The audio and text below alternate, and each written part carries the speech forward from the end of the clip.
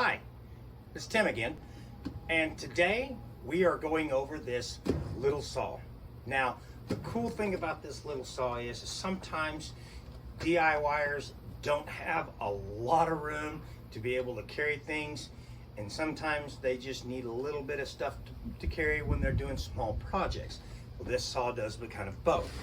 So, when we open this saw up, and I've already done it, and you can see here, I've already put one of the blades. It comes with 3 blades.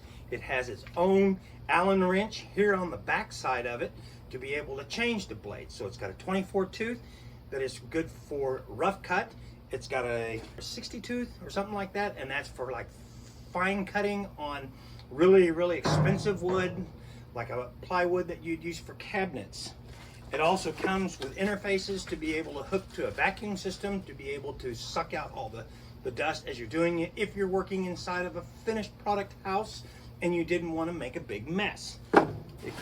So like I said, it comes with 3 blades already with it, and it has this guide rod. So it's pretty cool because the guide rod goes in and it'll help you as you're doing it to be able to make your adjustments. So once you get it set where you want, you would just take and tighten up the Allen wrench on the top, and then you would be able to take a straight cut, and it would be the same from the beginning to the end because of the fact that you are on, and I have a piece of wood right here, you would be staying on that same guide fence all the way. So, also, it comes with a 6-foot cord. Now, I like a longer cord on my tools because the fact that it gives me less that I have to run of extension cords, and it makes it easier not to be tangled up when you're working. It's got a safety button here on the side so that it keeps you from accidentally turning it on. You have to physically push that in.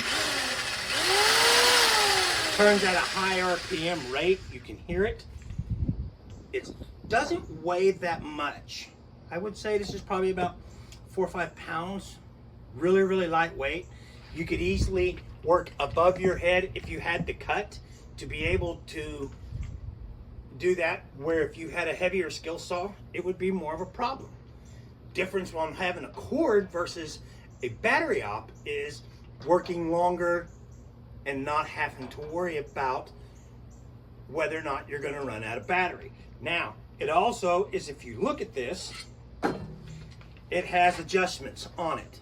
So, when you loosen this part up, you can take and you can cut at a miter. So, even at the, so cutting on that miter, you're able to do very well. This will cut in the 90-degree area, right, which is right here. It will cut through 1 7/8. So you'll go through any 1x4 that you have, or 2x4, because an actual 2